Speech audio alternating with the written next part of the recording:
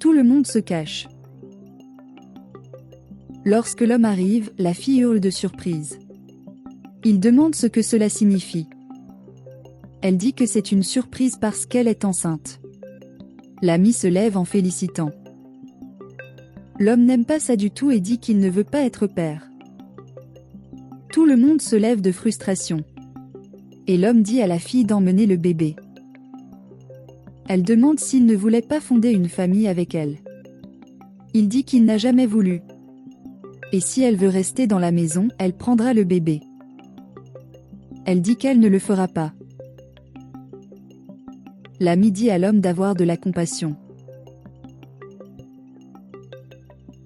L'homme dit de ne pas s'occuper de ses propres affaires.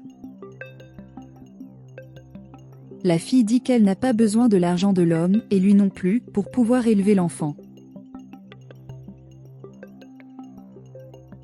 Et l'homme dit à tout le monde de sortir de chez lui. Tout le monde se retire.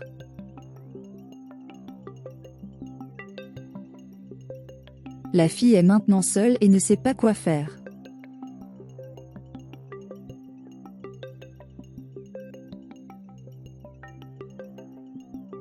Elle est dans la rue. Et le garçon demande si elle va bien. Elle répond qu'elle va chercher un abri. Le garçon dit que si tu veux, tu peux rester chez lui. La fille demande s'il fait ça parce qu'elle est l'ex de son ami. Il dit non et veut juste aider. Elle n'y croit pas et s'en va. Le garçon se sent désolé. La fille fait la livraison. Va à la maison. Frappez pour que quelqu'un vous réponde. Et le garçon répond. Elle dit que ce n'est pas possible. Il dit que c'est sa maison. La fille demande s'il a commandé exprès à l'établissement. Le garçon le dit s'il le veut toujours, sa proposition tient toujours. Elle dit non et doit travailler pour obtenir ses affaires de bébé. Le gars dit qu'il n'a pas besoin de s'inquiéter. Elle demande de quoi tu parles. Il lui dit d'entrer, qu'il lui expliquera tout.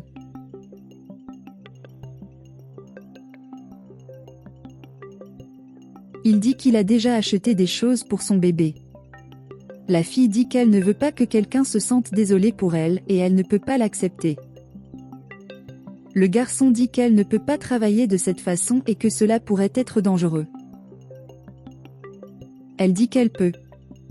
Le garçon dit qu'elle peut rester ici, aider aux tâches ménagères, et il lui a versé un salaire. Et il vaut peut-être mieux que le bébé ne soit pas en danger.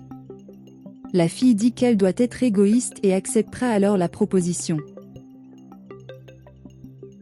Le garçon lui dit de monter dans la chambre, de se changer, et ils régleront tout plus tard.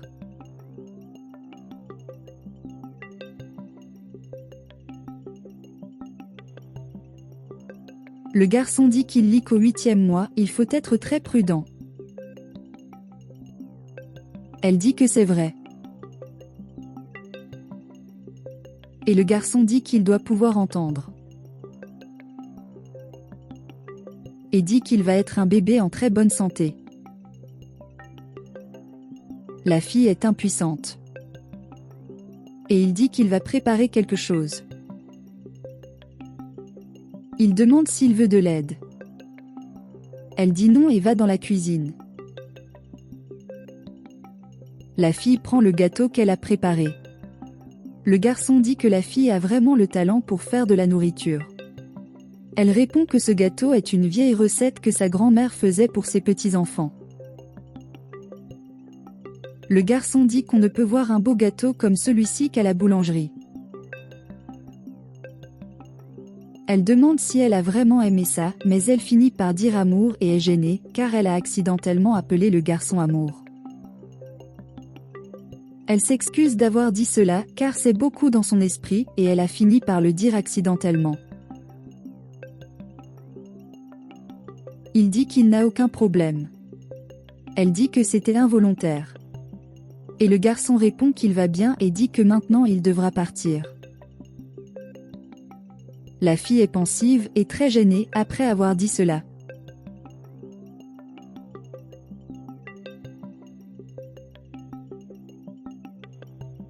La fille va dans la chambre du garçon pour prendre du jus.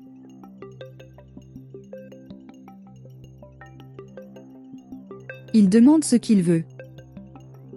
Elle dit qu'elle a apporté du jus car c'est son préféré. Il dit qu'il doit aller travailler maintenant et qu'il est en retard.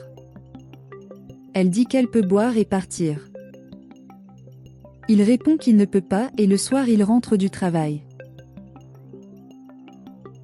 La fille pense qu'elle a tout gâché en disant ça et le gars l'évite maintenant.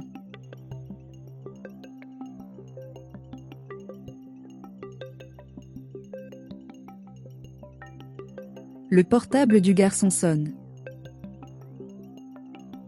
Elle répond et entend un courtier dire que l'appartement est disponible et qu'elle peut signer les papiers.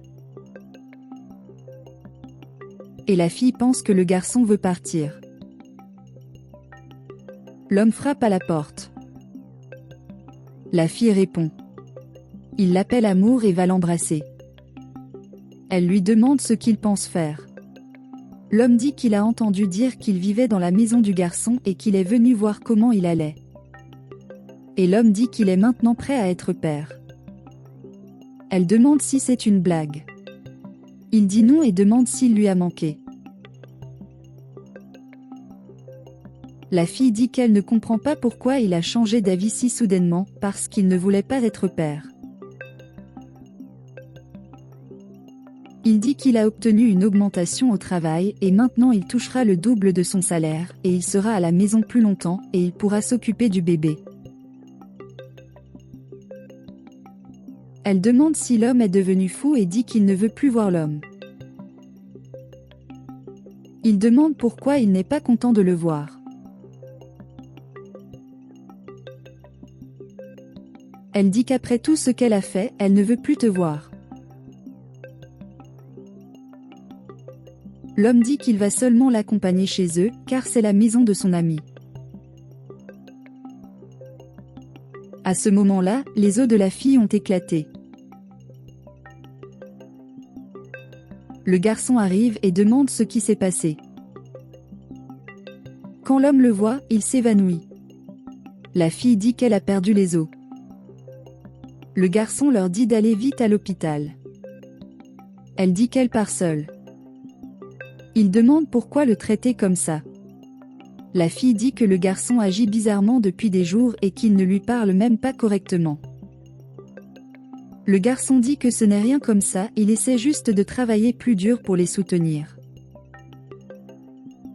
La fille dit qu'elle sait qu'il cherche un autre appartement. Et le gars dit qu'il regarde un appartement de 3 chambres, pour un bébé.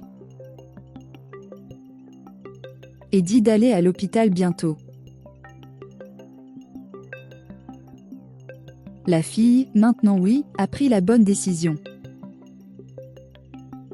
Car cela vaut bien plus des attitudes que des paroles vides de sens et des promesses. Et maintenant ils sont heureux, et ils forment une belle famille.